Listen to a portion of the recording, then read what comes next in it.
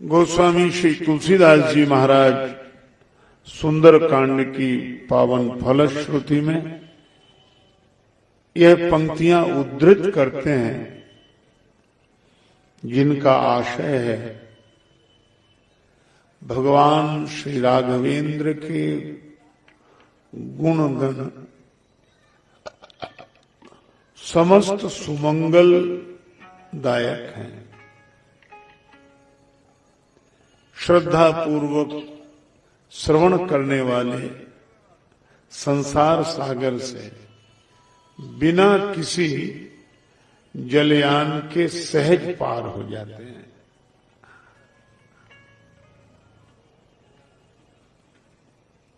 और सचमुच संसार सिंधु संतरण के अनेक उपाय सदग्रंथों में प्राप्त होते हैं, किंतु बिना जलयान के संसार समुद्र पार करने के पीछे श्री तुलसीदास जी महाराज का आशय यही है कि जो श्री भगवन नाम अपने मुख में रखते हैं और हृदय में श्री राम जी को प्रतिष्ठित करके उनके आश्रित होकर जीवन जीते हैं, उन्हें भव सागर से पार जाने के लिए अन्य और किसी साधन की आवश्यकता नहीं है। श्री हनुमान जी इसी तरह पार गए और श्री विभीषण जी जो आए हैं वे भगवान के श्री चरणों का चिंतन करते हुए आए। देखियो जाई चरण जल जाता, इसीलिए उन्हें भी किसी साधन की आवश्यकता नहीं। क्यों नहीं है?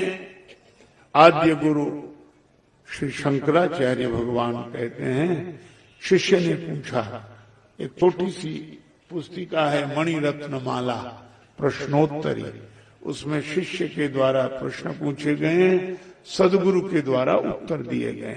पहला ही श्लोक है, अपार संसार समुद्र मध्य सम्मज्जतो में शरणम किमस्ति। इस अपार संसार सिंधु में मुझ डूबते हुए के लिए आश्रय क्या है? गुरु कृपालो कृपया वदई तद। हे कृपालु गुरुदेव, उस साधन का वर्णन करें। तो गुरुदेव ने उत्तर दिया, विश्वेश पादाम्बुज दीर्घ नौका। विश्वेश विश्वपति परमात्मा के चरण कमल रूपी जहाज ही पार ले जाते हैं। और यत पाद प्लवमेक में वही भवाम बोधे स्ततीर सावताम। श्री हमारे बाबा लिखते हैं तुलसीदास जी महाराज कि जिनके चरण कमल भव सिंधु के लिए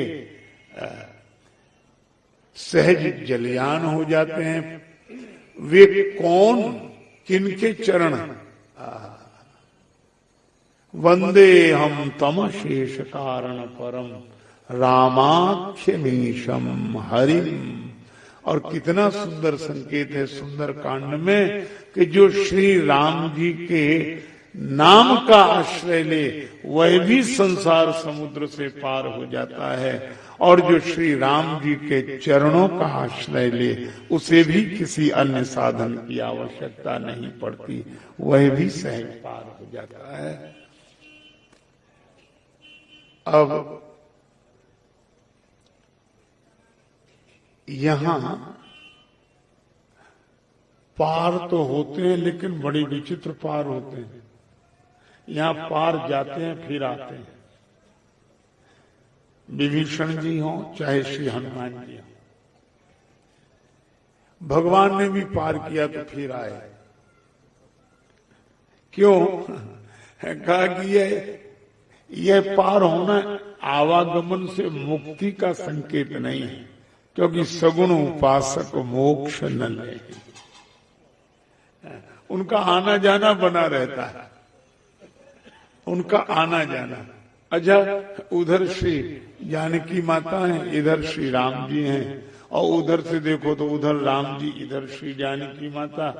भक्तों का यही भाव है कि हम इस पार उस पार होते रहें। किसके लिए? का भक्ति के लिए और भगवान के लिए हमारा आवागमन भी हो तो ठीक है। हम तो भगवान नाम आश्रय लेकर, भगवान के चरणों का आश्रय लेकर भगवान के भरोसे रहते हैं। जिनकी रसना रस नाम का ले, जिनकी रसना रस नाम का ले, नित नेह सुधा बरसाती रही। अखियां रही सांवरी सूरत में पगी, और कानन कीरति भाती रही। पद पंकज पर नित्य चढ़ा रहा मानस, और न बात सुहाती रही। उनको भवभीति न जान पड़ी, कब आती रही कब जाती रही। और इसीलिए देखो, मुक्ति वे चाहें जो बंधन में हो। जिन्हें बंधन का अनुभव हो रहा है वे मुक्ति चाहते हैं, और ठीक है, बंधन से तो मुक्ति होनी ही चाहिए। लेकिन भक्त बंधन में नहीं है, भक्त तो बंधन में नहीं बंधन में रहता है, भगवान के बंधन में। और जो बंधन में रहता है वह मुक्ति क्यों चाहेगा? बंधन में रहने वाले को मुक्ति नहीं चाहिए, हाँ बंधन में रहने वाले को मुक्ति चाहिए।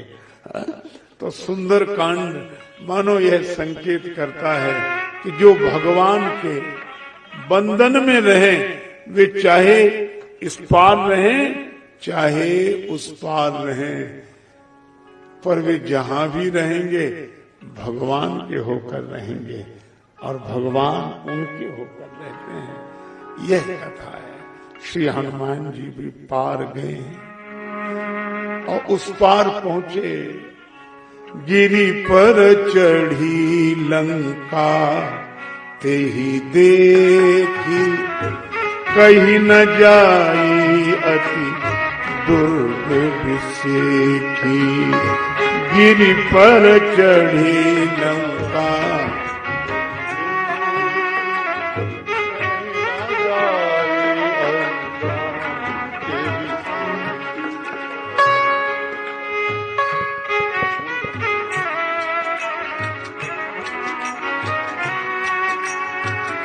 कहीं न जाए अति दुर्ग विसेखी।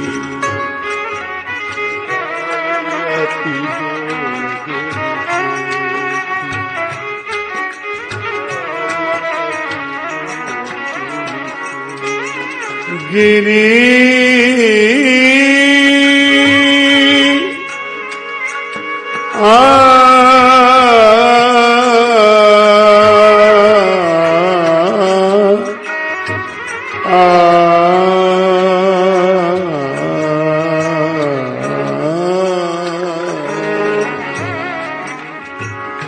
गिरि पर चढ़ी लंका ते ही देखी, कहीं न जाई अति दुर्ग विसेखी।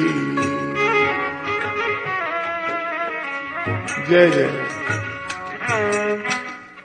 कितना सार्थक संकेत है। सुंदरकांड कब?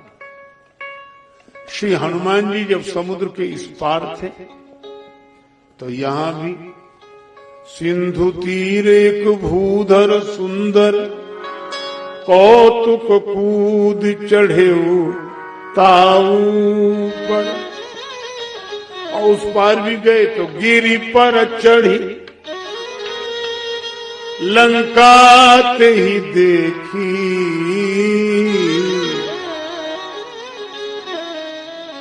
और एक संकेत है, जब वन में है चढ़ी गिरि शिखर चहूं दिशि देखा।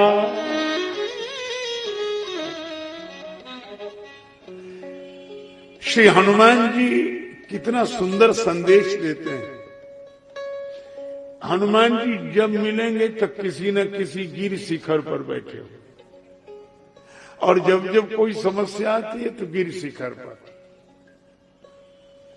अच्छा, गिरी पर्वत, और पर्वत क्या? पावन पर्वत वेद पुराना। ये हमारे वेद पुराण ही पर्वत हैं, और इनका शिखर, इसका अर्थ है कि इन सदग्रंथों के द्वारा जो दिव्य संदेश मिला है उसकी निष्ठा में रहना, उसकी ऊंचाई में रहना। और इसका अर्थ यह है कि जो इस निष्ठा की ऊंचाई में रहते हैं वे चाहे इस पार रहें, चाहे उस पार रहें, चाहे भवन में रहें, चाहे वन में रहें, उनके जीवन में सुंदर कांड ही सुंदर कांड है। अच्छा, इसीलिए भूधर, भू इसको धारण कर। तो वेद पुराणों के इस मर्म को धारण कौन करे? भू। और भू कौन? का सुमति भूमि थल। सुमति की भूमि जिस मर्म को धारण करती हो उसकी ऊंचाई पर रहे। लेकिन एक बात है, सुमति भूमि, तो सुमति मिले कहां? का शंभु प्रसाद सुमति। और शंभु वंदे बोधमयम नित्यम गुरुम शंकर। तो सदगुरु शिव के द्वारा मिली हुई सुमति श्रद्धा के साथ वेद पुराणों के जिस मर्म को धारण करती है उस मर्म की निष्ठा में रहना, यही श्री हनुमान जी महाराज का संकेत है। और लंका में तो विशेष, लंका को जब देखे तो ऊपर से ही देखे, उस भूमि से ऊपर उठकर देखे। जहां भोग भूमि है इसको देखे तो ऊंचाई से ही देखे, और हनुमान जी ऊपर से देखते हैं। अच्छा, प्रशंसा भी करते हैं, बड़ी सुंदर है। कहीं न जाए अति दुर्ग विषेखी, बड़ी चमकदार है, पूरी नगरी चमचम चमचम चमकती है। लेकिन हनुमान जी ने सोचा क्या कि चमकती तो बड़ी सुंदर है नगरी, नगरी सुंदर है, इसमें भी कोई संदेह नहीं है। लेकिन हम ये चमक दमक देखने थोड़े ही आए हैं, हम तो इस चमक दमक में श्री सीता माता को खोजने आए हैं। बस यही मानो सुंदर संकेत है कि संसार की चमक दमक देखकर प्रसन्न तो हों, पर ये हम चमक दमक देखने नहीं आए हैं। हम तो इस चमक दमक वाली दुनिया में भक्ति माता की खोज करने आए हैं। यह अब श्री हनुमान जी ने एक बात सोची, पुर रखवारे देखी बहु कपि मन कीन विचार, अति लघु रूप धरो निसी, नगर करो पैसा।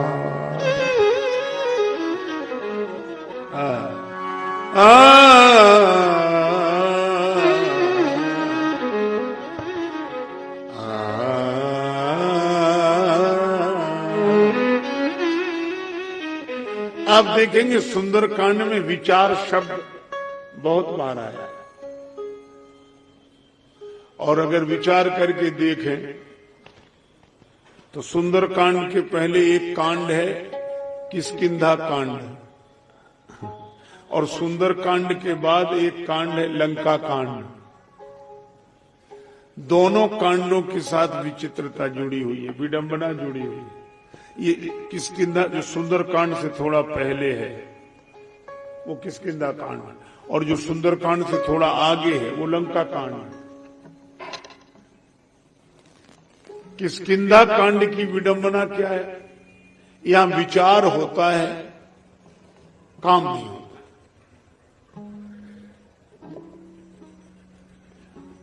राम जी ने सुग्रीव जी से पूछा कि आपने श्री जानकी जी को देखा? हाँ देखा। राम जी को प्रसन्नता हुई, चलो श्री जानकी जी को देखने वाला कोई मिला। और लक्ष्मण जी को प्रसन्नता नहीं हुई। क्यों? लक्ष्मण जी बोले इनसे पूछो कि इन्होंने देखा तो किया क्या? जटायु जी ने तो देखा नहीं तो सुना था, गीधराज सुनी आरत बानी तो धावा क्रोधवंत खग कैसे, और ये देखते रहे। भगवान ने कहा कि हमने पूछा था, ये यही कह रहे हैं, मंत्रण सहित यहां एक बारा बैठ रही हूं मैं करत विचार। मैं विचार कर रहा था।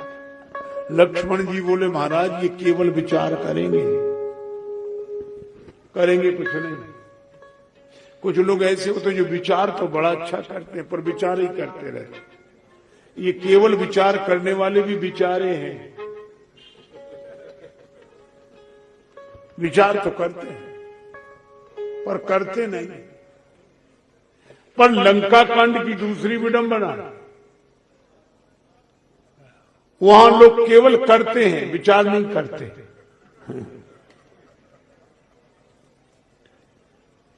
एक दिन रावण ने कहा समुद्र किनारे सेना आ गई है, वानर वाहनी श्री राम जी के साथ। मंत्रियों से पूछा क्या करना चाहिए? मंत्री लोग बोले क्या करिए विचारा, विचार करने की जरूरत क्या है? नर कभी भालू आहार हमारा, बंदर मनुष्य भालू तो हमारे भोजन है, हम खा जाएंगे।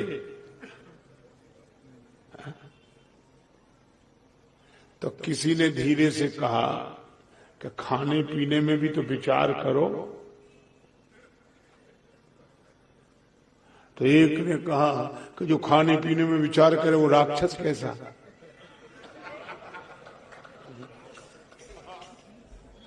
हो राक्षस कैसा? और सचमुच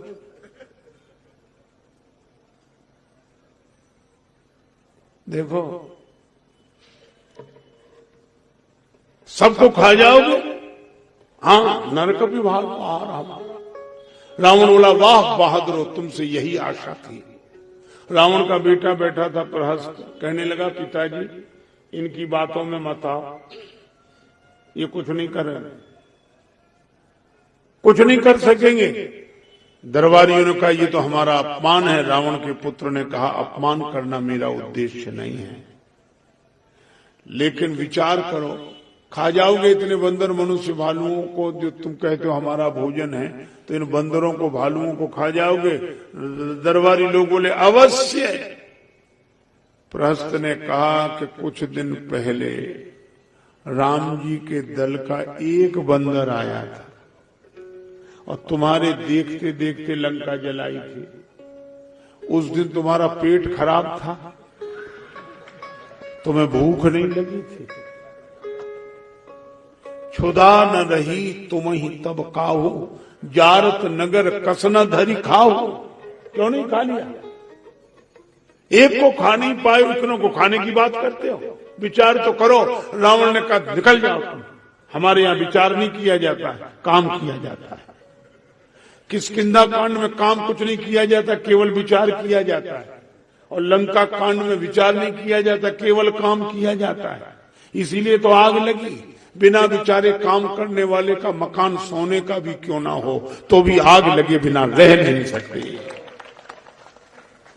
तो लंका कांड में बिना विचारे काम होता है और किष्किंधा कांड में काम नहीं होता, वह विचार ही होता है। और आज देखें तो हमारे समाज की भी ऐसी दशा है, जो बेचारे केवल विचार कर पा रहे हैं वो कुछ नहीं कर पा रहे हैं, जो कुछ कर पा रहे हैं वो विचार नहीं कर पा रहे हैं। तो सुंदर कांड हो कैसे का बिना विचारे काम करने वाले थोड़ा पीछे लौटे और केवल विचार करने वाले थोड़ा आगे बढ़े, तब सुंदर कांड होगा। और मानस में सुंदर कांड में विचार है, विचार के साथ तुरंत काम है। पुर रखवारे देखी बहु कपि मन कीन विचार, अति लघु रूप धरो निसी, नगर करो पैसा।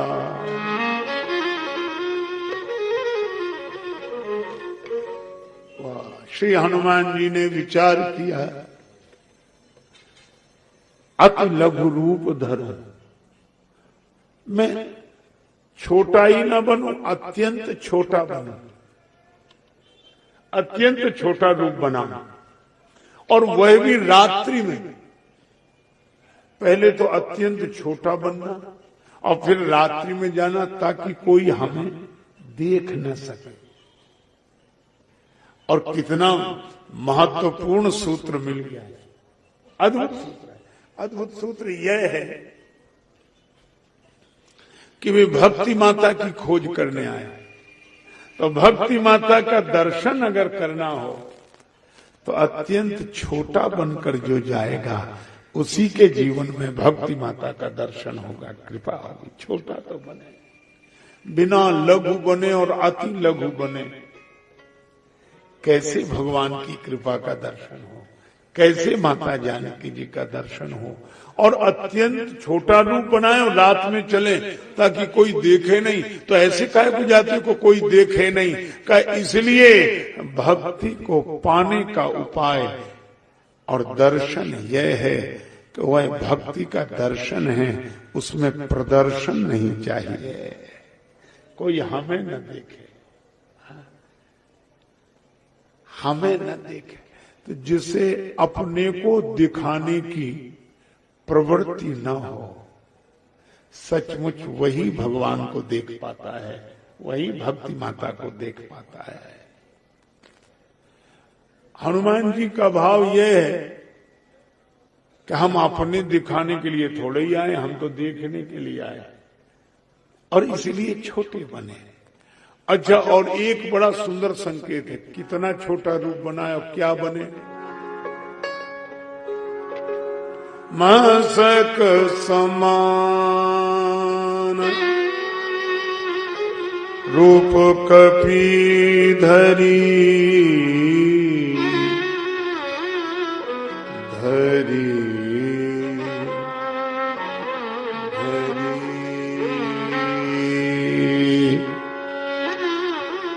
धरी धरी धरी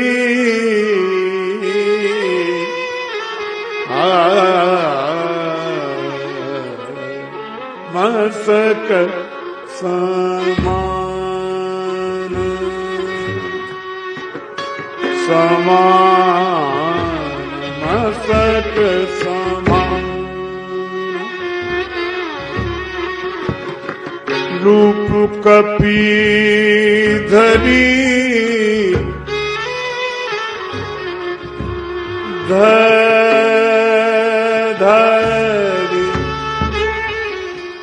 धरी धरी मस्तक समान।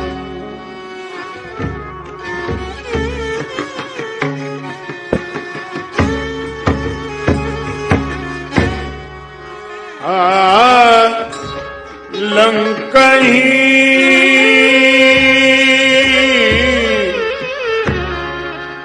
चले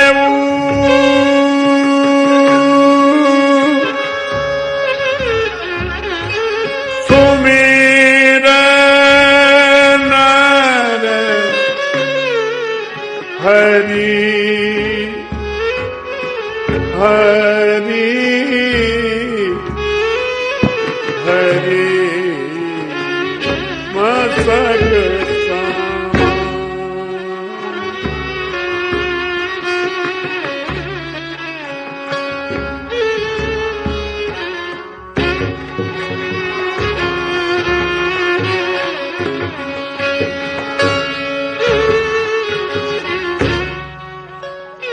मसक समान, मसक समान, मसक समान। श्री हनुमान जी महाराज अति लघु रूप धारण करते हैं। कैसे? मच्छर जैसा। अब वहां समान है,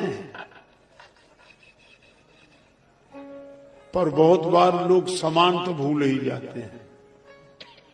एक सज्जन हमसे कह रहे थे कि हनुमान जी मच्छर बन गए।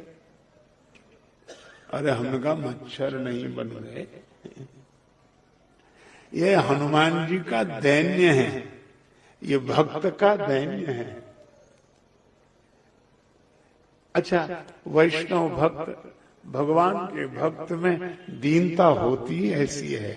देखो आप हनुमान जी की वैशिष्ट देखो। हनुमान जी भगवान की कथा लेकर गए हैं।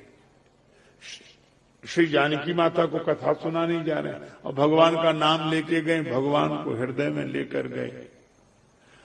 अच्छा, अब उस पार गए, कितनी बड़ी बात है।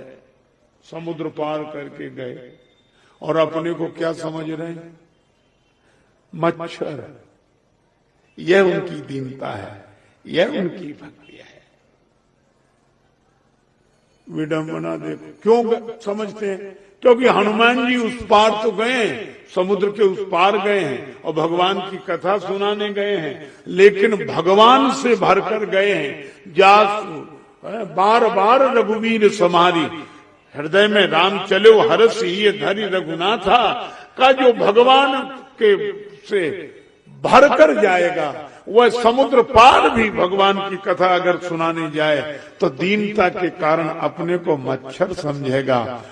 और जो अभिमान से भर कर जाते हैं, वे समुद्र पार चले गए तो उनको वे अपने को मच्छर समझते नहीं। वे होते ही मच्छर हैं, अपने को हाथी समझते हैं। हाँ, वो तो हम और हम पता नहीं क्या हो गया हम। हाँ। क्यों उन्हें ऐसा लगता है? क्योंकि उन्हें लगता है कि हम कथा लेकर आए हैं। और हनुमान जी से किसी ने पूछा कि मुद्रिका आप लेकर गए? हनुमान जी बोले, ले मुंदरी बाप पार गई, मुद्रिका ही हमें उस पार ले गई। और संकेत बड़ा सार्थक है। जिन्हें यह लगता है कि हम कथा को लेकर आए, वे अभिमान से भर जाते हैं। और जिन्हें यह लगता है कि कथा ही हमें यहाँ तक लेकर आई है, उनका मन भगवान से भर जाता है। श्री तुलसीदास जी यही तो कहते हैं, आप हो आपको नीके के जानत, राम तिहारो भरायो गढ़ायो, कीर जो नाम रटे तुलसी, सो कहे जग जान की नाथ पढ़ायो। और सोई है खेद जो वेद कहे, न घटे जन जो रघुवीर बढ़ायो। हो तो सदा खर को असवार, तिहारी नाम गयंद चढ़ायो। श्री हनुमान जी को लगता है कि महाराज ये तो भगवान की महिमा है, हमारा क्या है। और मसक समान क्यों? तुम ही आदि खग मसक प्रजंता, नभ उड़ाहि नहीं पावहि अंता। इसलिए हनुमान जी का यह दैन्य है, मसक समान रूप कपि धरे। पर लोग अजीब अजीब सवाल पूछते। एक कह रहा था कि हनुमान जी मच्छर बन गए तो अंगूठी कहां गई? अंगूठी तो बड़ी होगी। और तो एक संत ने कहा कि मुद्रिका है, वह तो घटती रहती है, बढ़ती रहती है, भगवान के दिव्य भूषण है, इनमें ऐसी लौकिक बुद्धि से अर्थ नहीं लेना चाहिए। भगवान की कथा अलौकिक, उनके आभूषण अलौकिक। तो मुला नहीं, ये कोई उत्तर नहीं। तो उन संत जी का शिष्य था, उन्होंने कहा कि महाराज जी आपसे नहीं समझेंगे, हमसे समझेंगे। तो संत जी ने कहा कि तुम समझाओ। तो उसने बोला, बोले इधर आओ, क्या पूछ रहे हैं? बोला हम पूछ रहे थे कि हनुमान जी मच्छर बन गए तो अंगूठी कहाँ गई? तो बोला सुनो, एक कहावत तुमने सुनी, लंका में सब 52 गज के? बोले हाँ सुनी, और मानस में पढ़ा भी होगा, नाथ भूधराकार शरीरा कुंभकर्ण आवत रणधीरा। पहाड़ जैसा आकार तो कुंभकर्ण का, धरे प्राण कज्जल गिरी जैसा। रावण आदि का वर्णन पहाड़ों की तरह। बोले हाँ तो? बोले पहाड़ पहाड़ जैसे इनके शरीर थे। बोले बिल्कुल। तो बोले फिर हमारे तुम्हारे शरीर को लगने वाले छोटे छोटे मच्छर इनका क्या बिगाड़ सकते? बोलो। तो क्या मतलब? बोले जहां पहाड़ जैसे शरीर होंगे वहां मच्छर कम से कम बिल्ली जितने बड़े तो होंगे ही, तब तो लग पाते होंगे। बोले हाँ ये बात तो है। बोले फिर तो अंगूठी की कोई समस्या नहीं रही। बोले हाँ ये सही। तो कुछ लोग ऐसे, क्योंकि इस रावण ने सबसे कर लिया, साधुओं के पास भी भेज दिया, उनसे भी इकट्ठा कर। साधु बोले इनकम हो तो टैक्स लियो, यहां तो कुछ है ही नहीं, हमारे पास कुछ है ही नहीं, काहे का? जा। लौट के आए। रावण ने पूछा क्यों लेकर नहीं आए? बोले साधुओं ने मना कर दिया। क्यों? बोले वो लोग कहते थे हम लोग विरक्त हैं, हमारे पास क्या है, हम लोग तो विरक्त हैं। रावण बोला विरक्त हैं तो है, रक्त तो है, वही ले आओ।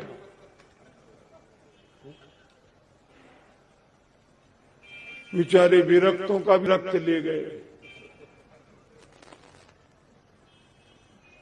और हनुमान जी कौन है? साधु संत के तुम रखवारे, असुर निकंदन राम दुलारे। साधु संत के तुम रखवारे, असुर निकंदन राम दुलारे। हनुमान जी साधु संतों के रक्षक हैं। कहा विरक्तों से कहा चिंता मत करो, इसने तुम्हारा रक्त लिया। और मच्छर का काम क्या? एक ही काम, क्या? सोने नहीं देता। और ये लंका सोने की है, वैसे सोने की तो है, वैसे भी सोने की है। यहाँ सब सोने वाले हैं, यहाँ तो 6-6 महीने सोने वाले हैं। अच्छा मच्छर एक काम करता, अपना गाना सुनाता है, और शायद वो ऐसा गवैया रहा हो जिसका गाना कोई सुनता नहीं था, तो मच्छर बन के सुनाता है। गुनगुन गुनगुन, कोई न सुने तो जगह जगह की सुनाता है। तो सुनो। अरे तो हनुमान जी भी तो भगवान का गुण गाने वाले हैं, और सोने वालों को जगह जगह की सुनाएंगे। सुनो। और संतों से कहा चिंता मत करो, तुम्हारी ओर से भगवान ने हमें भेजा, अब तुम्हारा बदला लिया जाएगा।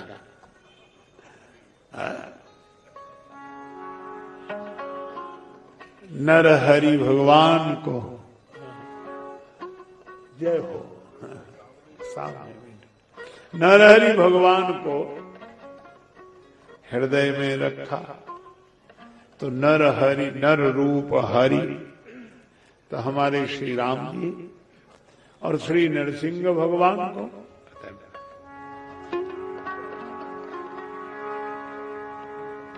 सुमिर नर हरि। नरसिंह भगवान की लंका में प्रतिष्ठा, पूजा, तो स्थान देव के नाते श्री नरसिंह भगवान का स्मरण किया। और दूसरा यह कि नर रूप हरि श्री राम जी को हृदय में धारण किए हनुमान जी।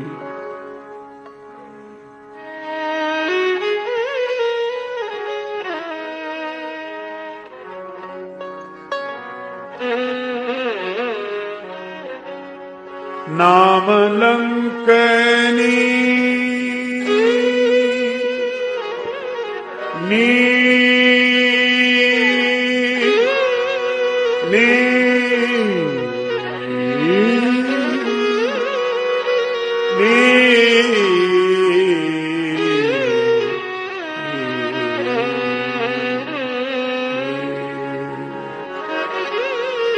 नाम लंकनी एक निश्चय, नाम लंकनी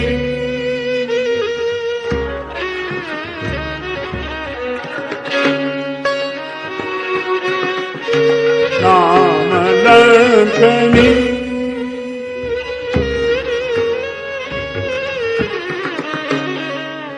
लंकनी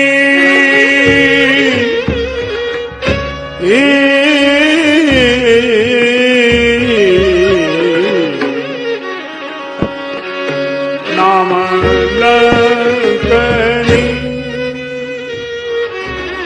एक निश्चय, नाम लंकनी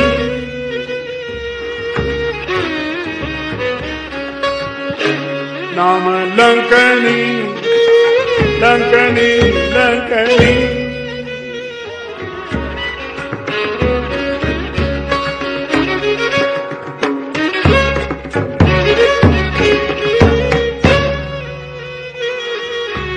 नाम लंकनी एक निश्चय, नाम लंकनी नाम लंकनी नाम लंकनी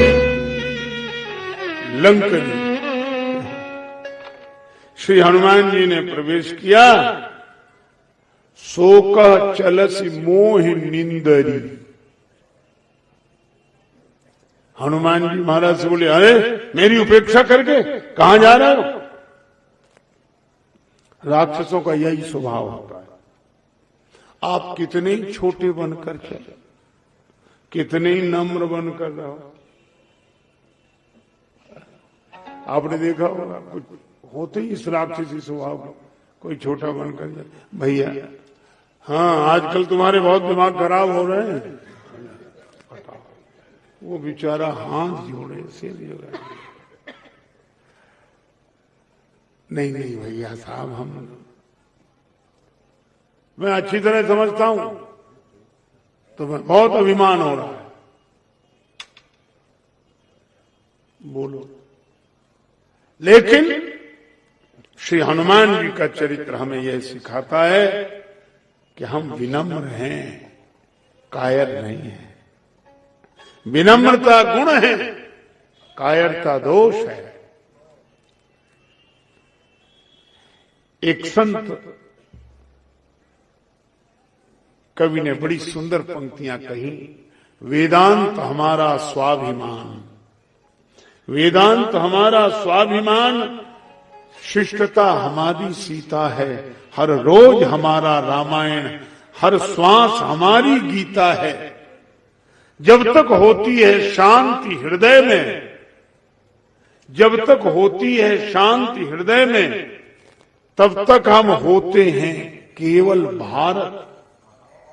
और जब प्रलय युद्ध छिड़ जाता है, हो जाते हम ही महाभारत। हम विनम्र हैं, कायर नहीं।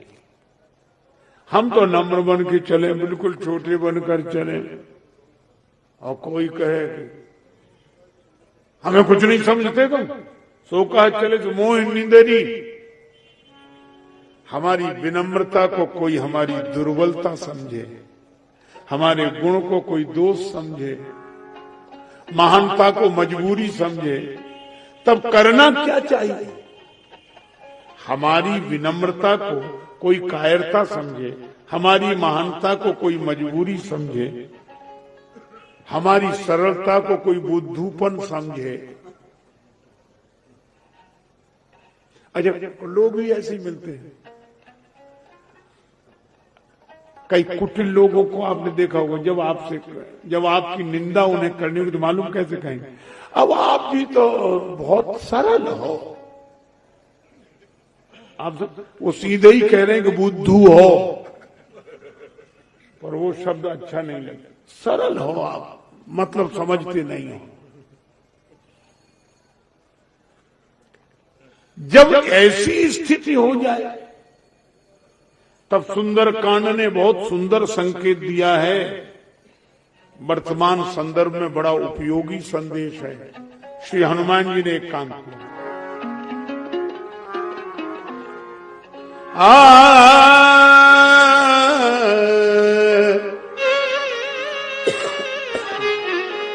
मुट्ठी का एक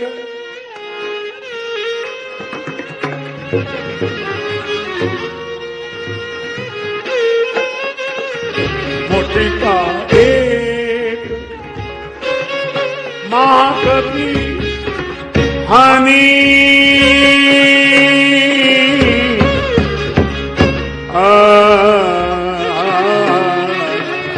मुट्ठी का एक महाकवि हानि मुट्ठी का एक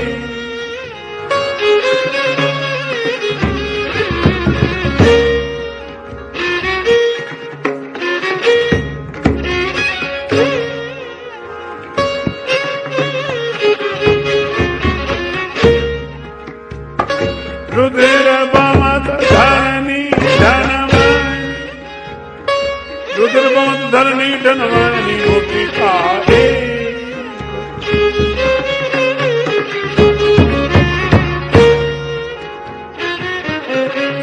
महाकवि हानि रुद्र बमत धरणी धनवानी मुट्ठी का एक मुट्ठी का एक मुट्ठी का एक। श्री हनुमान जी ने एक मुक्के का प्रहार किया। बस यह संदेश क्या है? मुक्के का, मुष्टिका का, मुठिका। अब ऐसे तो हनुमान जी के हाथ में गदा है, तो मुठिका का अर्थ वह भी और वैसे भी मुष्टिका। अच्छा, गदा भी ऐसा शस्त्र है कि बिना मुट्ठी बांधे चलता नहीं। इसका अर्थ यह है कि अपने हाथ में तरह तरह की उंगलियां हैं और सब अलग अलग प्रकार की, ये छोटी, ये बड़ी, ये सबसे बड़ी, ये उंगली अलग, अंगूठा अलग। पर जब मुष्टिका बांधते, चाहे गदा पकड़े, चाहे मुक्का बांध कर किसी पर प्रहार करें, तो ये सब इकट्ठे हो जाते हैं, एक हो जाते हैं। तो जैसी उंगलियां हाथ में अलग अलग हैं, 5 हैं, सब अलग अलग हैं, इसी तरह समाज में भी अलग अलग तरह के लोग होते हैं। कोई छोटा, कोई बड़ा, कोई बहुत बड़ा, कोई ऐसा, कोई अंगूठे की तरह अलग थलग। लेकिन जब समाज में ऐसी स्थिति उत्पन्न हो जाए कि हमारी विनम्रता को कायरता समझा जाए, हमारी सरलता को बुद्धूपन समझा जाए, हमारी महानता को मजबूरी समझा जाए, जब ऐसा होने लगे कि दुरुपयोग होने लगे हमारे सद्गुणों का, उस समय सारे समाज को इकट्ठे हो जाना चाहिए। यही मुष्टिका बंधने का संकेत है। सब इकट्ठे फिर प्रहार करो। मुश्किल तो यही है, इकट्ठे ही तो नहीं हो पाता। अच्छा, एक बात और है, समझदारों की सबसे बड़ी बुराई एक है, समझदारों में सब गुण अच्छे होते हैं, एक ही बुराई है, ये कभी संगठित नहीं रहते। अच्छा, बुरे लोगों की सबसे बड़ी अच्छाई एक है, ये कभी अलग नहीं हो सकते। बुरे लोग बराबर संगठित रहेंगे और महाराज प्रतिभावान कभी इकट्ठे नहीं रहते। हम लोगों की हानि होती इसीलिए क्योंकि हम सब प्रतिभावान हैं, इसीलिए तो इकट्ठे नहीं हैं। विशेष तो हैं पर परेशान भी विशेष हैं। क्यों? अच्छा, आप देखो, शराबियों में इतना प्रेम होता है, जुआरियों में, गांजा भांग वालों में देखो आप, पता ही लग जाए कि दम लग रही है, उसमें ही लगता है कि दम मिल गई। महाराज आप चलो, हम आ जाएं थोड़े से, ढूंढ लेते हैं। अच्छा, दिन भर चाहे अलग अलग रहें। अच्छा, एक और अजीब बात है, सारा समाज इस चेष्टा में रहता है, परिवार वाले भी, समाज वाले भी, सब।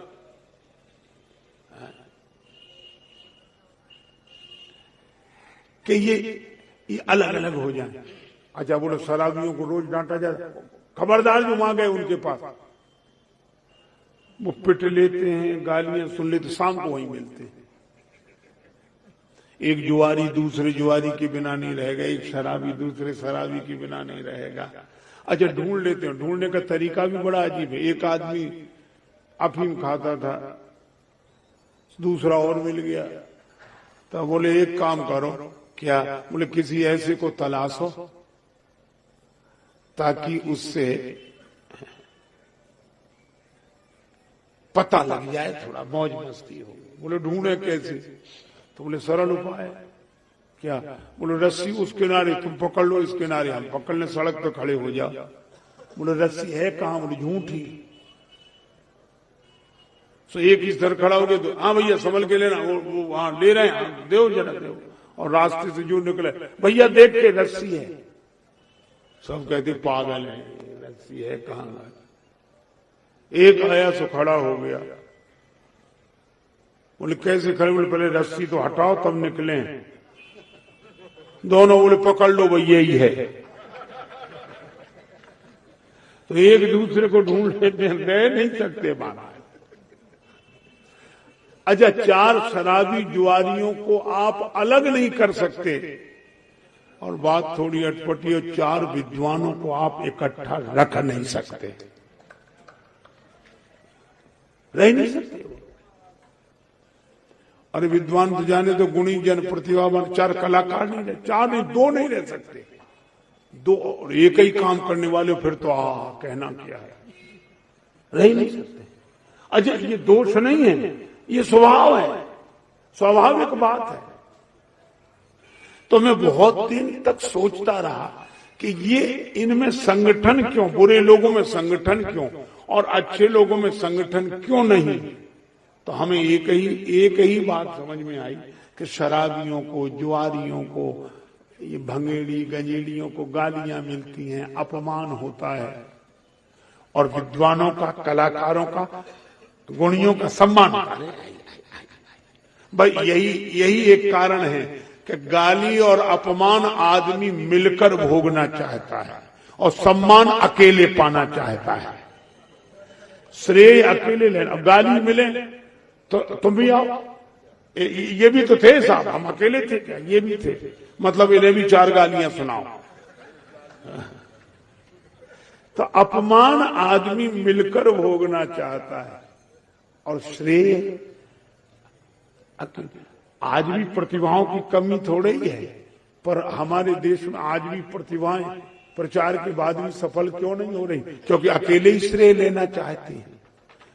सबसे बड़ी कठिनाई तो यही है।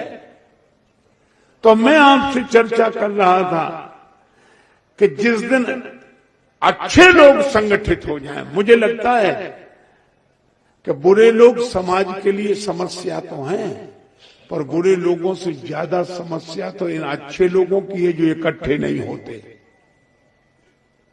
अगर ये इकट्ठे हो जाएं, और मुझे लगता है अच्छे लोगों का संगठन ही हनुमान जी की मुष्टिका है, उसके आगे लंकनी सफल हो नहीं सकती, पर इकट्ठे तो हों। और जब तक हनुमान जी की मुष्टिका नहीं बंधेगी तब तक आप पढ़ते रहो किताबों में, अखबारों में, कितने ही कांड होते रहे, सुंदर कांड नहीं हो सकता।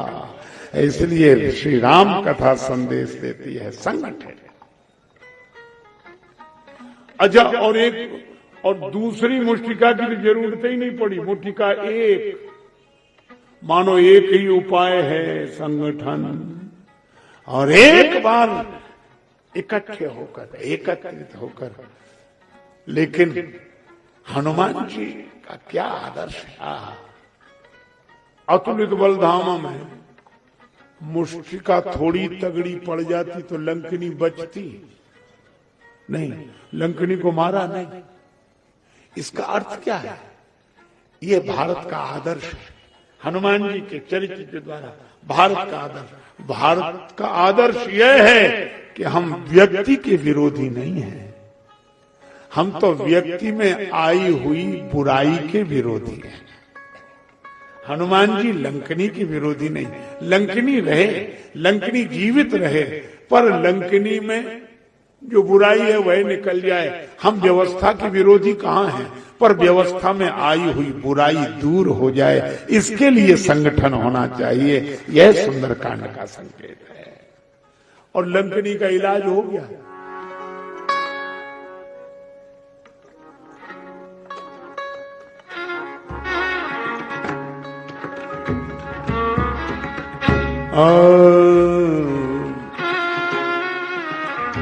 मुट्ठी का एक मुट्ठी का एक महाकपिहानी, मुट्ठी का एक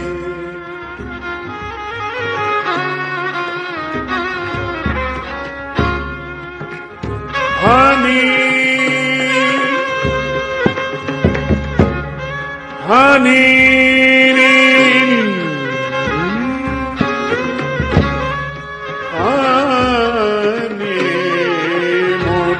का एक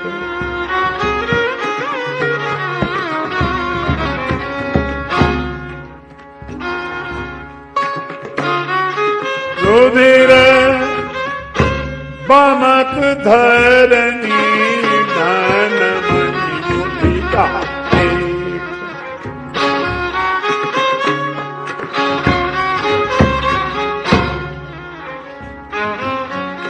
रुधिर बमत धरनी धन मणि मुट्ठी का एक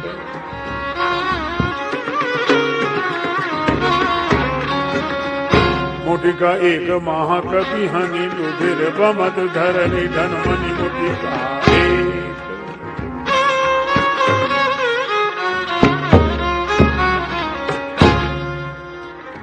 मुट्ठी का एक मुट्ठी का एक मुट्ठी का एक मुक्के का प्रहार किया, लंकनी के मुख से रक्त निकला, रुधिर बमत। एक सज्जन बड़ा अच्छा अर्थ करते थे कि लंकनी के मुंह से निकला रक्त और लंकनी बन गई विरक्त, विरक्त हो गई। अच्छा एक बात है, अगर भीतर की बुराई बाहर निकल जाए तो व्यक्ति संभल जाता है, और लंकनी संभल गई। पुनि संहारी उठी सो लंका,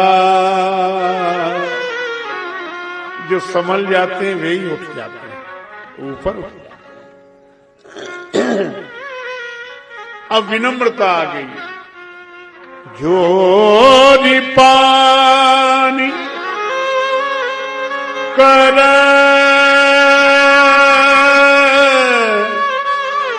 विनय सशंका,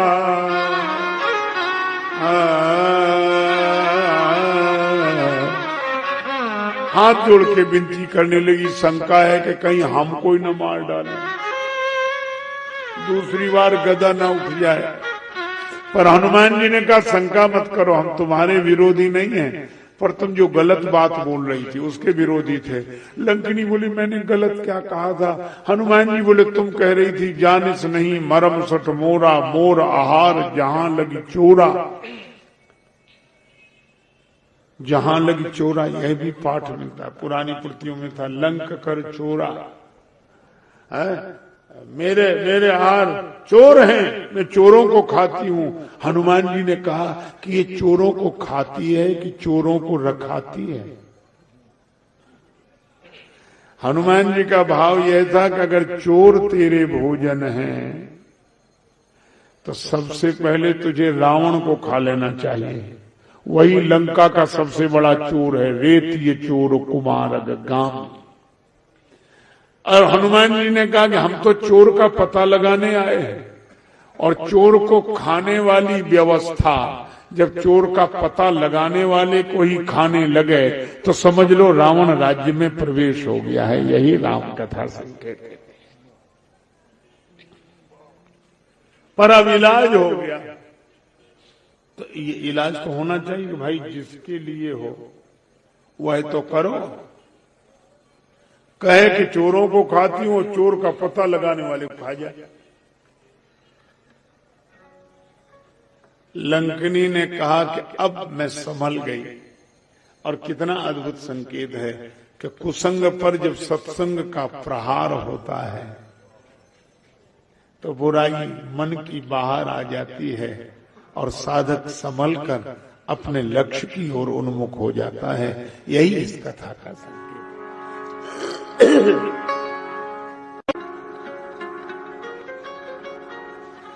जब राम नहीं ब्रह्म वर दीन्हा, चलत विरंच कहा मुहि चीन्हा। विकल होसिते कपि के मारे, तब जाने सु निश्चर संहारे। अब राक्षसों का विनाश होगा। आप एक काम करो, प्रवेश नगर कीजे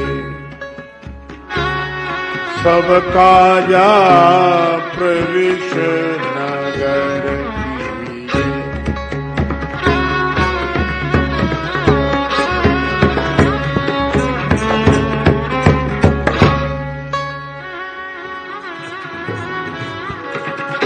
प्रवेश नगर, प्रवेश नगर कीजे सबका, प्रवेश नगर कीजे, प्रवेश नगर कीजे, प्रवेश नगर कीजे।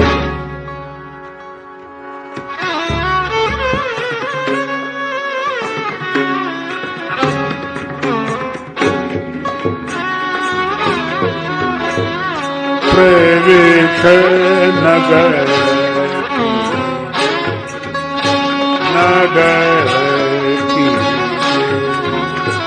नगर की। नगर में प्रवेश करके सब काम करो। और हनुमान जी महाराज, आप जहां हैं वहां राम जी हैं, और जहां राम जी हैं बाहर से वो कोई भी नगरी हो, वहां अयोध्या है। अवध ताहीं जहां राम निवास हो। इसलिए आप भले ही बाहर लोक दृष्टि से लंका में हैं, पर राम जी जाए वहां अयोध्या है। इसलिए हृदय राखी कौशलपुर राजा, राम जी को हृदय में रख।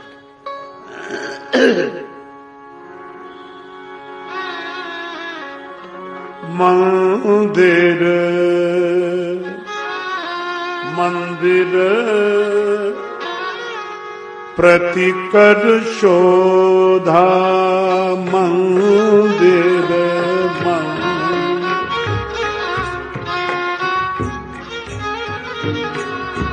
मंदिर मंदिर प्रतिकर शोधा।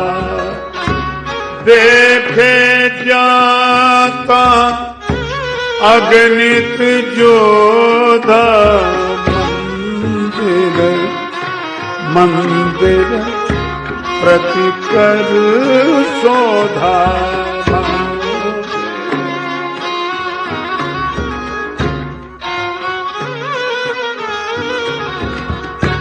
गयऊ दसानन मंदिर माही,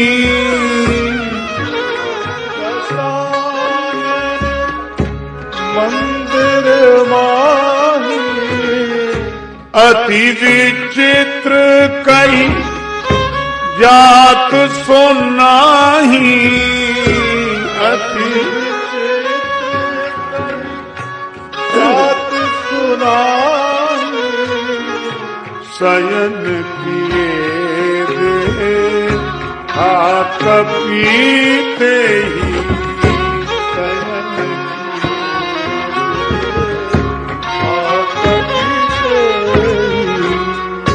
मंदिर माना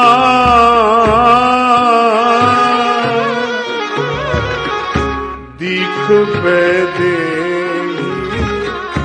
दीख दे। मंदिर माना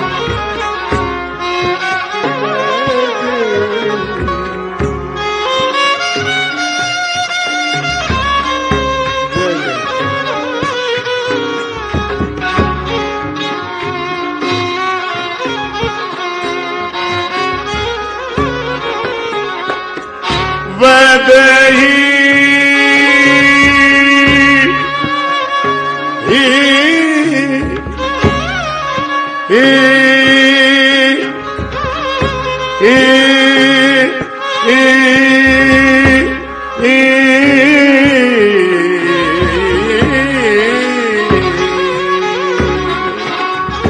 मंदिर माना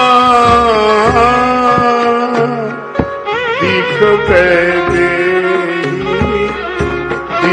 वैदेही दीख वैदेही मंदिर मंदिर प्रतिकर शोधा संतन सन जस किछु सुने तुम ही सुनाओ। कई बार लगता है कि मंदिर राक्षसों के मकान मंदिर। पहली बात तो यह है कि महल को भी मंदिर कहते हैं। मंदिर वहां सब राजा हिलाना महल। कवि भूषण जी ने भी लिखा ऊंचे घोर मंदिर के अंदर रहन बारी मंदिर महल। तो उस दृष्टि से राक्षसों के महल महल है इसलिए मंदिर है। पर श्री हनुमान जी महाराज श्री जानकी माता की खोज कर रहे हैं। अब उनको लगता है कि पता नहीं किस भवन में श्री जानकी जी। हम तो खोजने जा रहे, हो सकता है इस कक्ष में हो, इस भवन में हो या उस भवन में हो। तो श्री हनुमान जी ने सोचा कि जिस भवन में श्री जानकी माता विराजमान हो उसको भवन मानना यह तो अपराध हो जाएगा। इसलिए हम तो सभी भवनों को मंदिर मान रहे हैं, पता नहीं किस भवन में श्री जानकी जी हो। दशानन का मंदिर पर मंदिर महु न दीख वैदेही श्री सीता माता नहीं। रात भर खोजते रहे, सब सोते रहे, हनुमान जी जागते रहे। या निशा सर्वभूतानाम तस्याम जागृति संयमी मोह निशा सब सोव निहारा देखई सपन अनेक प्रकारा यही जग जामिनी जागही जोगी परमारथी प्रपंच वियोगी।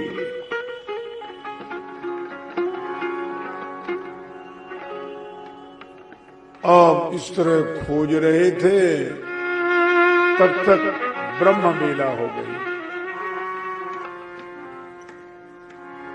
भवन पुनि दीख सुहावा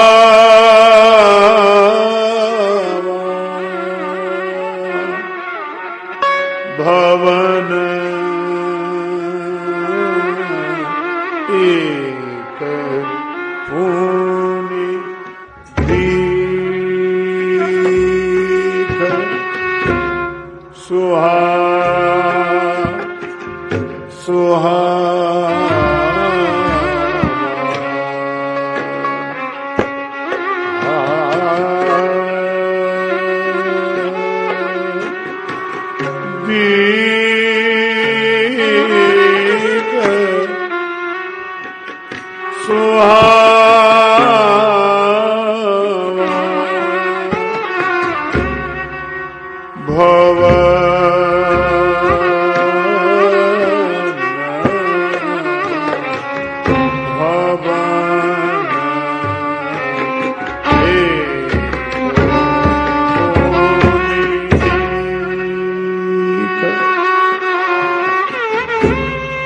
हरि मंदिर ता भिन्न बना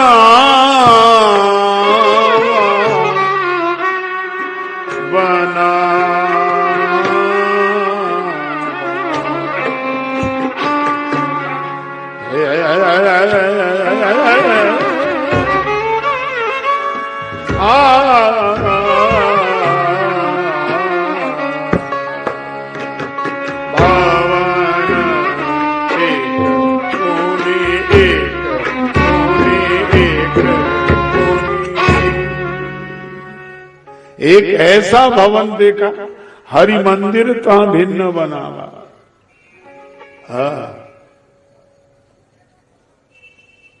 हनुमान जी को लगा कि लंका में और भगवान का मंदिर, कोई सज्जन लंका में सब छोटे छोटे ख्याल वाले, ये बड़े ख्याल वाला कौन? जिसके विचार ख्याल इतने ऊंचे हों, बड़े ख्याल। मकान तो सब बनाए हैं, पर मंदिर, हरि मंदिर ता भिन्न बनावा। श्री हनुमान जी को लगा यहां कहां सज्जन कर वासा, लंका में और सज्जन। लेकिन एक बात मैं आपको बताऊं, सब जगह सब रहते हैं, सुमति कुमति सबकी उड़ रहा है। यहाँ सज्जन, वहां दुर्जन, दुर्जन सज्जन। अच्छा आप विचार करो, लंका में क्या अकेले विभीषण ही रहते हैं? कुंभकर्ण भी रहते हैं। अच्छा कुंभकर्ण भी सोते हैं, ये बात अलग है कि जरा ज्यादा देर तक सोते हैं। अच्छा आप विचार करो, आजकल भी हम लोग यहाँ सोते हैं, तो सोते तो सब हैं, ये बात अलग है कुछ लोग जरा ज्यादा देर तक सोते हैं। वो 6 महीने सोता था, ये 6 बजे के बाद तक सोते रहते हैं अपना 8। लेकिन सोते तो सब है, कोई जरा ज्यादा, कोई थोड़े कम। और विभीषण जी भी सोते हैं और कुंभकर्ण भी सोता है। अच्छा संकेत कितना सुंदर है, समुद्र के बीच में है लंका। अरे ये संसार समुद्र के बीच में बसी हुई जिंदगी की जो लंका है, इसमें सुमति के विभीषण भी सोते हैं और कुमति का कुंभकर्ण भी सोता है, दोनों सोते हैं। लेकिन एक अद्भुत बात है, कुंभकर्ण को जगाया रावण ने और विभीषण जी को जगाया श्री हनुमान जी ने। कुमति का कुंभकर्ण भी सोता है, सुमति के विभीषण जी भी सोते हैं, लेकिन कुमति के कुंभकर्ण को कुसंग का रावण जगाता है और सुमति के विभीषण जी को सत्संग के हनुमान जी जगाते हैं। यही सुंदर कहानी। विभीषण जी जगे, सज्जन है, तो ऐसे तो हम लोग कहते बड़े सज्जन है, पर सज्जन की एक परिभाषा है। हनुमान जी ने पहचान लिया ये सज्जन है। कैसे पहचाना? राम राम ते ही सुमिरन कीना, राम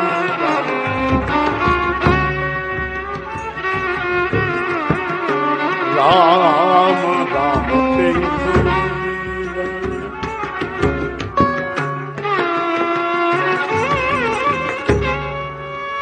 हृदय हरस कवि सज्जन कीना, राम राम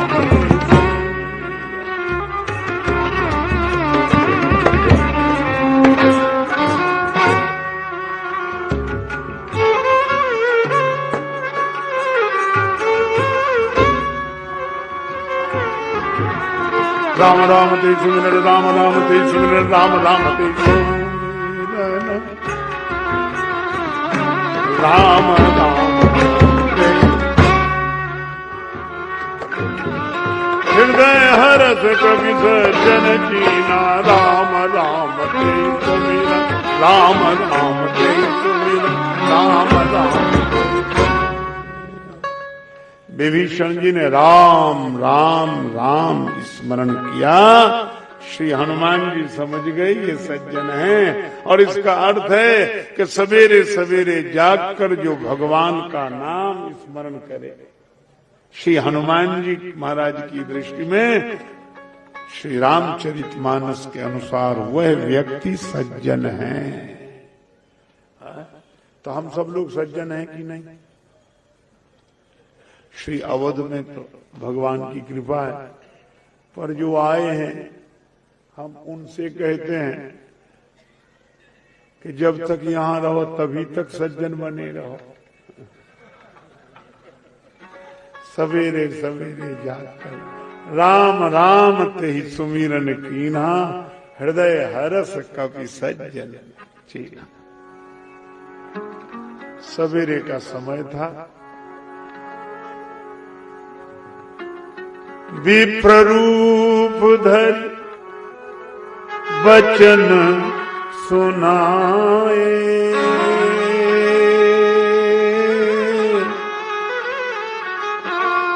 सुनत विभीषण उठी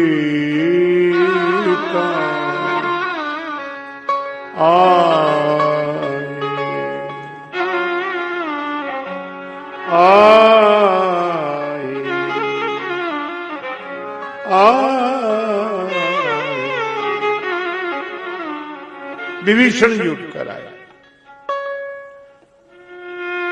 श्री हनुमान जी को विप्र रूप में देखा। ब्राह्मण देवता का दर्शन, महिदेव है, और उनको लगता है प्रभु के वचन वेद बुध सम्मत मम मूर्ति महिदेव मई है। बड़े आनंदित हुए श्री विभीषण जी। अच्छा, हनुमान जी क्यों गए विप्र रूप धारण करके? इसलिए गए। अच्छा, एक बात और है, श्री हनुमान जी राम जी के सामने भी गए, विप्र रूप धरि कपिता गए, और विभीषण जी के सामने भी विप्र रूप धरि वचन सुनाए। ये विप्र रूप धारण करके क्यों जाते हैं? क्योंकि हनुमान जी जब भक्त और भगवान को पहचानना चाहते हैं तो विप्र रूप धारण करके जाते हैं। तो क्या ब्राह्मण रूप धारण करने से भक्त भगवान की पहचान होती है? हाँ, होती है। कैसे? कहा कि ब्राह्मण रूप देखकर जब प्रभु ब्रह्मण्य देव मैं जाना, भगवान भी जब नत हो जाएं तो समझ लेते हैं कि इतना मान ब्राह्मण को तो भगवान ही दे सकते हैं, तो भगवान की पहचान होती है। और भक्त गृही विरत रत, और जब विप्र देवता को देखे तो अपने उसे लगता है कि भगवान ही इस रूप में आए हैं। तो वैष्णव की पहचान के लिए और भगवान की पहचान के लिए श्री हनुमान जी विप्र रूप धारण करते हैं। और जब विभीषण जी आए, उठित आए,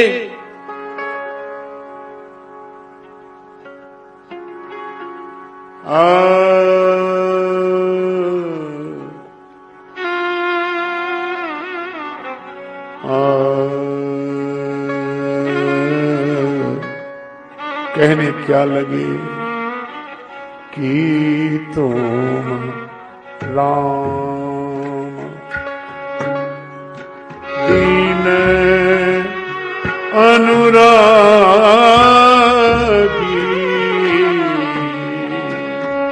कि तुम राम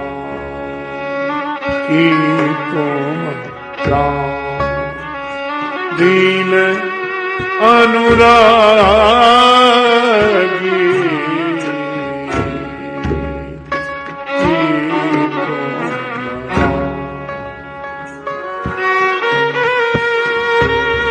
आयऊ मोही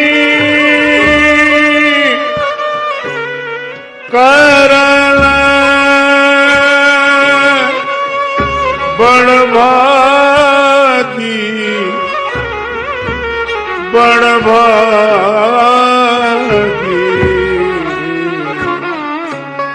बड़भागी।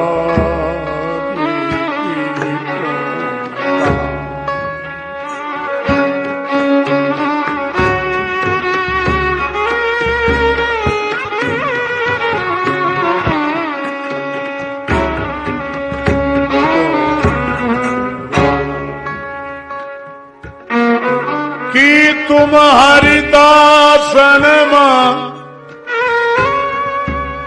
कोई मोरे हृदय प्रीत अति होई,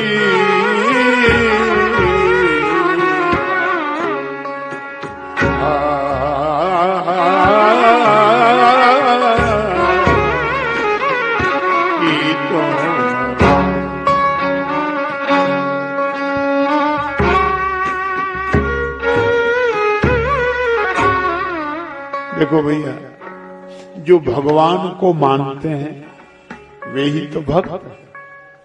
अच्छा, जो भगवान को मानते होंगे वे उसे तो जरूर मानेंगे जिन्हें भगवान मानते हैं। और भगवान ब्राह्मण को मानते हैं, मान देते हैं, इसीलिए भक्त ब्राह्मण को मान देते हैं। क्यों? क्योंकि हम भगवान को मानते हैं और भगवान इन्हें मानते हैं। तो विभीषण जी ने कहा कि तुम हरिदासनमा को, आप कोई भक्त हैं, वैष्णव हैं। क्यों? मेरे मन में प्रेम उमड़ रहा है। अच्छा, प्रेम क्यों उमड़ रहा है? का ग्रही विरत रत हरस जस विष्णु भगत कहां दे। श्री हनुमान जी ने कहा कि नहीं, मैं भक्त नहीं हूं, मैं भगवान का दास नहीं हूं, मैं वैष्णव नहीं हूं। यही तो उसकी पहचान है, भक्त की यही पहचान, जिसे कभी लगता ही ना हो कि मैं भक्त हूं। गुण तुम्हार समझई निज दोषा।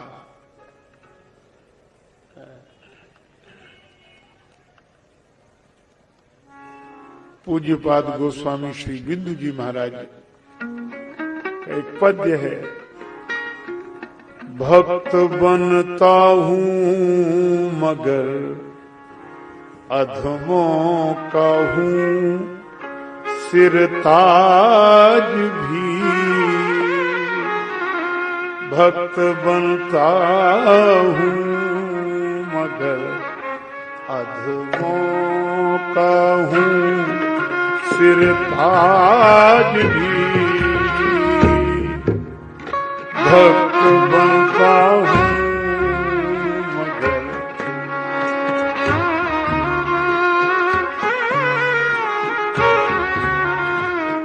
भक्त बनता हूं मगर अधमों का हूं सिरताज भी। देख कर पाखंड मेरा, देख कर पाखंड मेरा, हंस पड़े ब्रजराज भी। देख कर पाखंड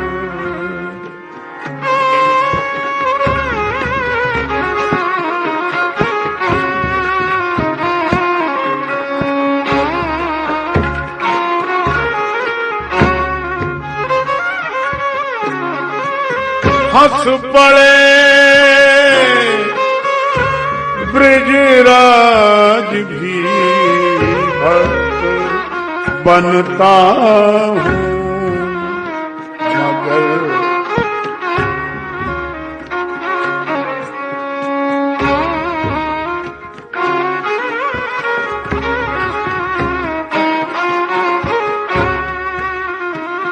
कौन हमसे बढ़ के पापी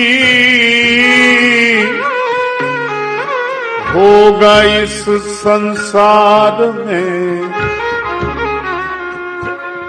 कौन हमसे बढ़ के पापी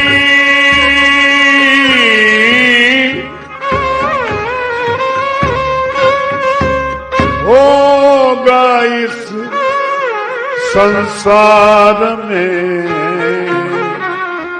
सुन के पापों की कहानी डर गए यमराज भी।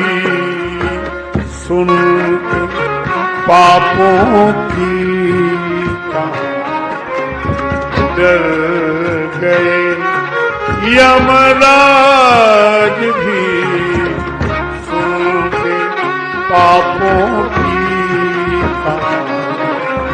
डर गए यमराज भी भक्त बनता अधमों का हूँ सिरताज भी भक्त बनता हूँ।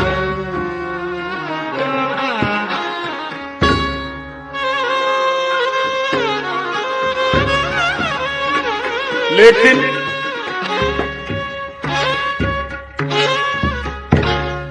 एक स्वाभिमान भी है पापी तो है।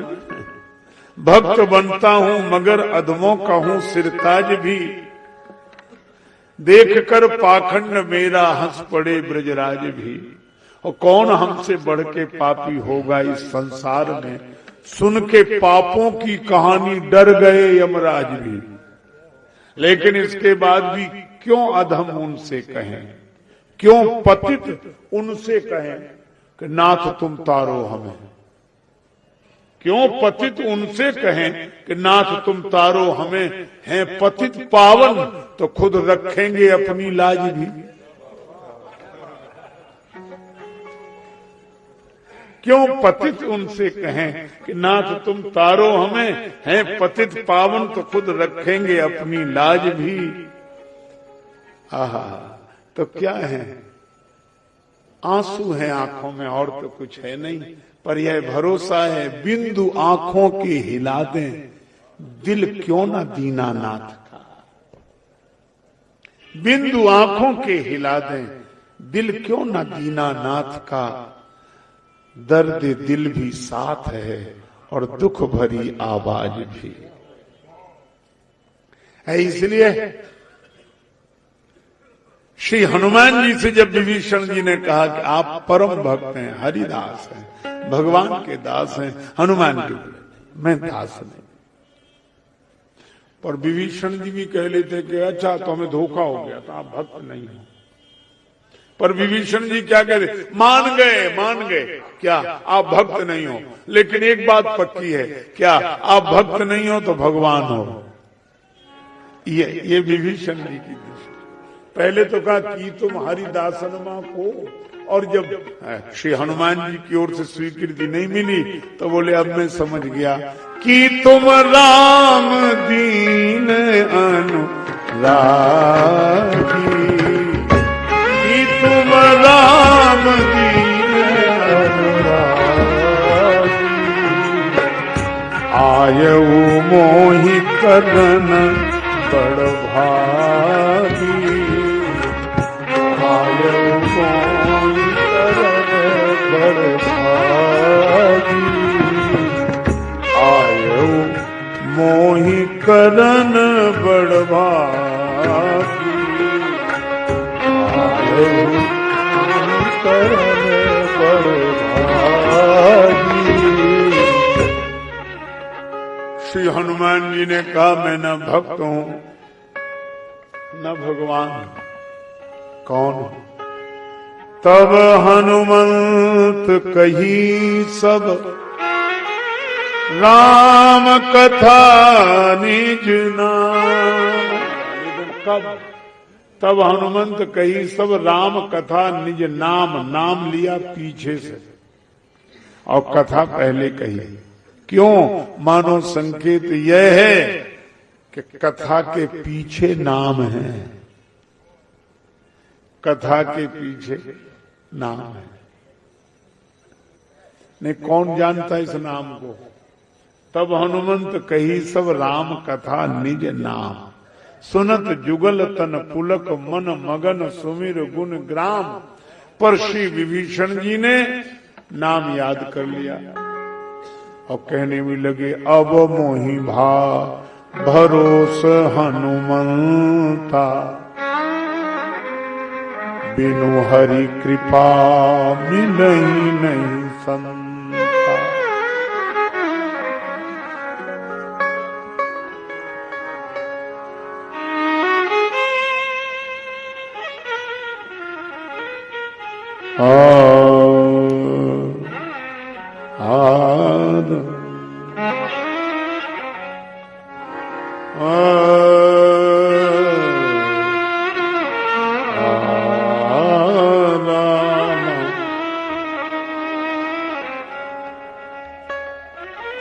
तब हनुमंत कही सब राम कथा निज नाम, राम जी की कथा कही और नाम अपना पीछे से लिया।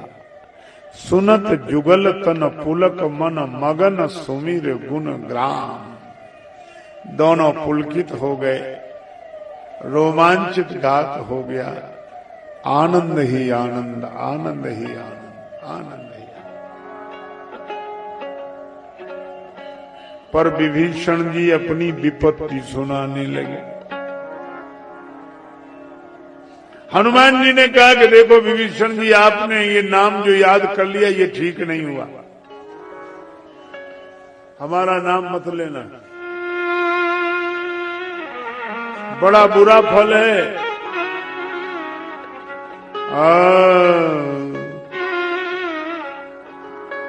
प्रातले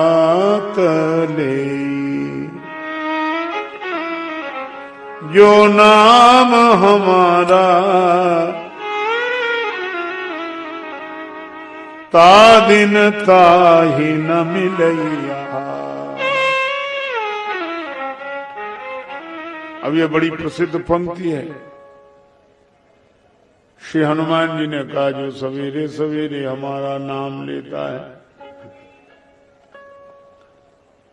अब हनुमान जी दैन्य के कारण वो अपने कुल की बात कर रहे हैं। अशुभ होए जिनके सुमिरन ते बानर रीछ बिकारी, कहो कवन में परम कुलीना कपि चंचल। तो कपि के लिए कह रहे प्रात ले जो नाम हमारा, पर लोगों ने हनुमान जी से जोड़ लिया। एक सज्जन हमसे कहने लगे क्या श्री हनुमान जी का नाम सवेरे सवेरे लेने से दिन भर भोजन नहीं मिलता? सवेरे सवेरे श्री हनुमान जी का नाम लेने से दिन भर भोजन नहीं मिलता। हमने कहा हमसे क्या पूछते हो, किसी दिन सवेरे लेकर देख लेना, पता लग जाएगा, पूछने की जरूरत क्या है। तो बोले नहीं, आपका आप अपना अनुभव बताओ। हमने कहा हमारा अनुभव थोड़ा अलग है। बोले कैसा अलग है? हमने कहा कि हमें तो हनुमान जी के ही नाम से भोजन मिलता है। सच में सवेरे सवेरे हनुमान जी का नाम लेते तभी मिलता। तो बोले फिर लिखा तो ये है कि अरे हमने कहा ये हनुमान जी की महानता है, दैन्य है, भक्ति का भाव है, इसलिए ये उनकी विलक्षणता है कि उन्होंने अपने नाम के साथ लगा दिया भय, और ताकि मन हमारे नाम से हटे और भगवान के नाम में लगे। यही हनुमान जी की विशेषता है। तो कहा विभीषण जी यह तो बड़ा उल्टा क्रम हो गया। क्यों?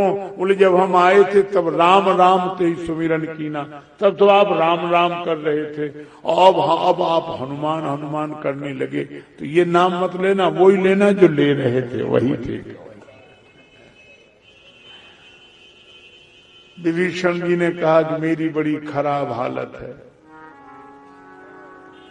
सुनो पवन सुत रहने हमारे,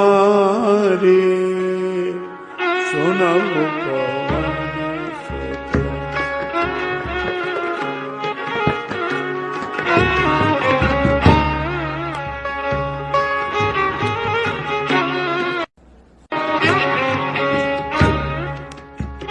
रहने हमारे सुनो सुनो सुनो,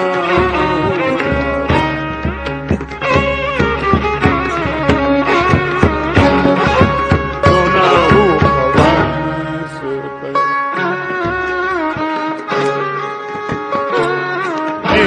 दर्शन जीव विचारी, दर्शन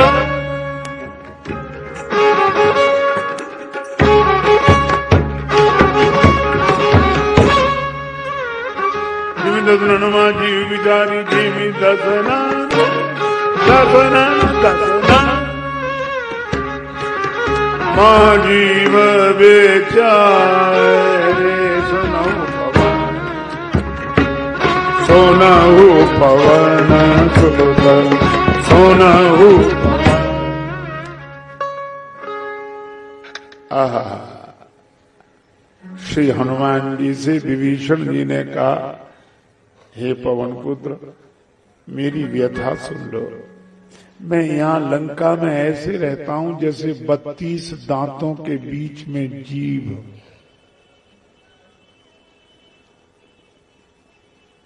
बड़ा बढ़िया उदाहरण दिया, और इस उदाहरण के द्वारा सहज किसी की भी व्यथा समझी जा सकती है, क्योंकि दांत और जीभ तो भगवान ने सबको दिए हैं।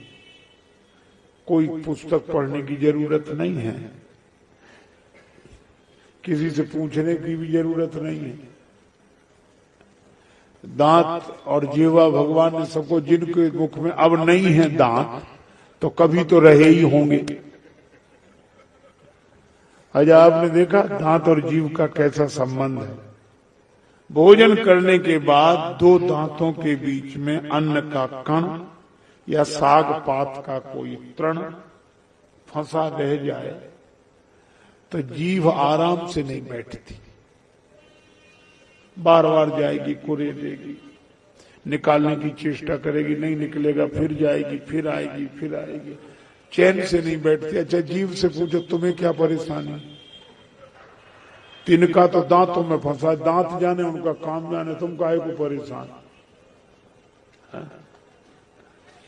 पर यह संत का स्वभाव है, समस्या दूसरे की और परेशान संत होते हैं। दांत में तिनका फंसा, उन्हें पता ही नहीं क्या फंसा है, और इस संसार में जो फंसे उन्हें पता ही नहीं कि हम फंसे हैं।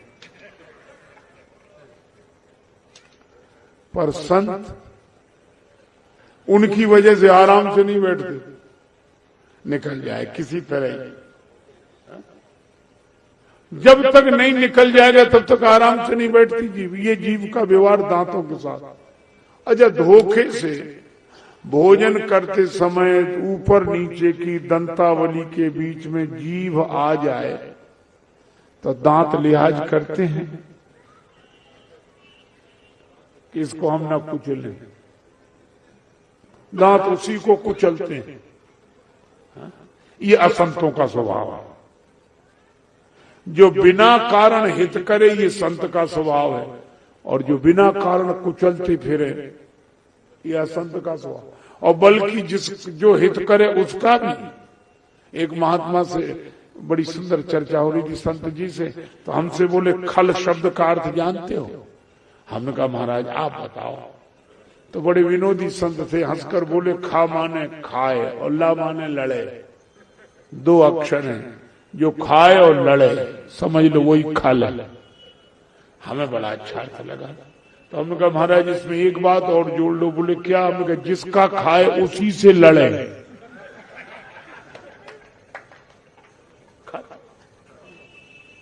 ये दांत ऐसे हैं महाराज, जो हित करे उसी को कुचलते हैं।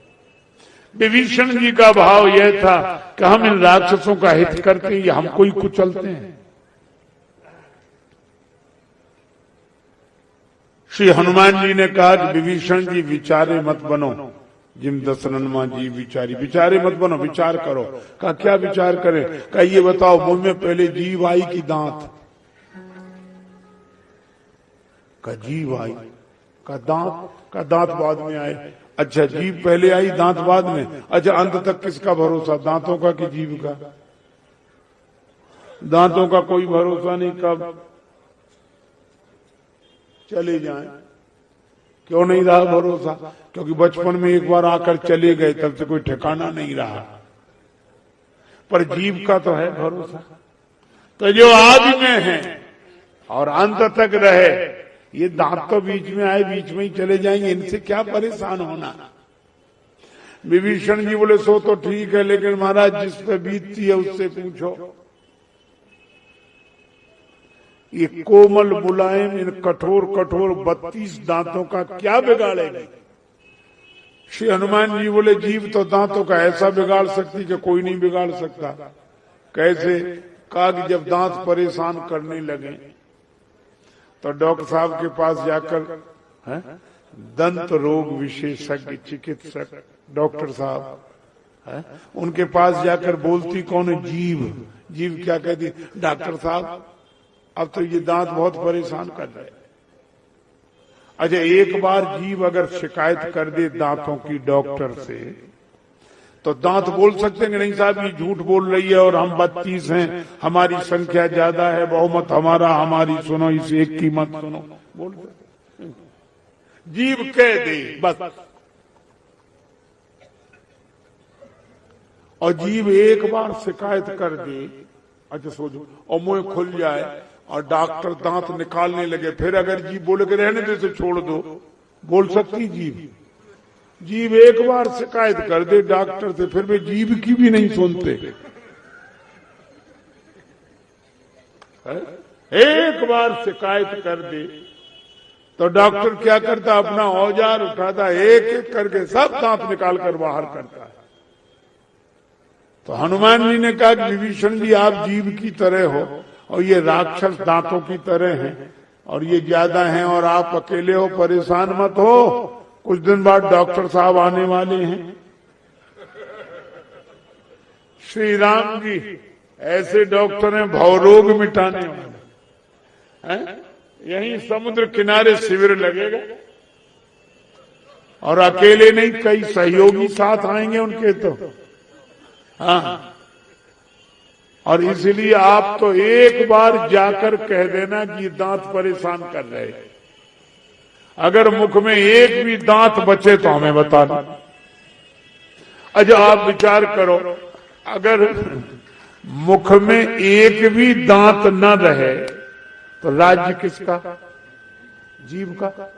फिर कौन रोक सकता? चाहे जाए जाए खूब। हाँ, अनुभवी लोग तुरंत बताते हैं मुख में अगर एक भी दांत ना हो तो राज्य जीभ का। तो हनुमान जी ने कहा कि ये दांत हैं राक्षस, आप हो जीभ की तरह, एक बार चले जाओ डॉक्टर साहब से कह देना अगर एक भी बचे तो हमें बताना।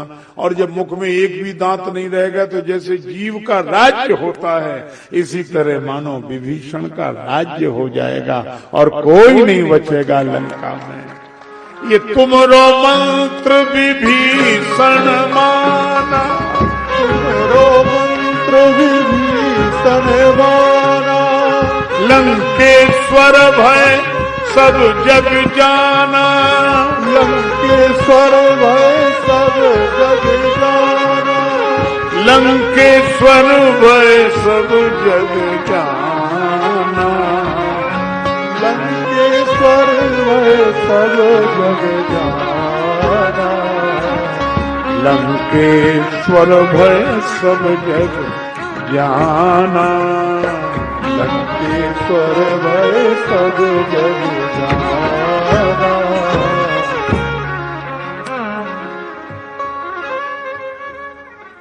विभीषण जी बड़े प्रसन्न हुए। श्री हनुमान जी ने कहा विभीषण जी एक कमी आपके जीवन में और एक कमी हमारे जीवन में। विभीषण जी ने कहा हमारे जीवन में तो कमियां ही कमियां, आपके जीवन में क्या कमी? विभीषण जी से श्री हनुमान जी ने कहा कि नहीं, हमारे जीवन में भी कमी है। विभीषण जी ने कहा कैसी बात करते हैं प्रभु, आपको तो श्री राम जी मिल गए और जिसे भगवान मिल गए उसके जीवन में कमी क्या? श्री हनुमान जी ने कहा कि विभीषण जी हमें राम जी का दर्शन तो हो गया है पर सीता माता का दर्शन नहीं हुआ है, और आपको सीता माता का दर्शन हो गया है लेकिन अभी श्री राम जी का दर्शन नहीं हुआ है। तो एक काम करें, क्या आप हमें सीता माता का दर्शन करा दो तो हम आपको राम जी का दर्शन करा देंगे। गणनायकाय गणदैवताय गणाध्यक्षाय धीमहि बोले राम विभीषण जी बोले तो हम साथ नहीं चल सकते, कोई बात नहीं। जुगुति विभीषण सकल सुनाई, जुगुति विभीषण सकल,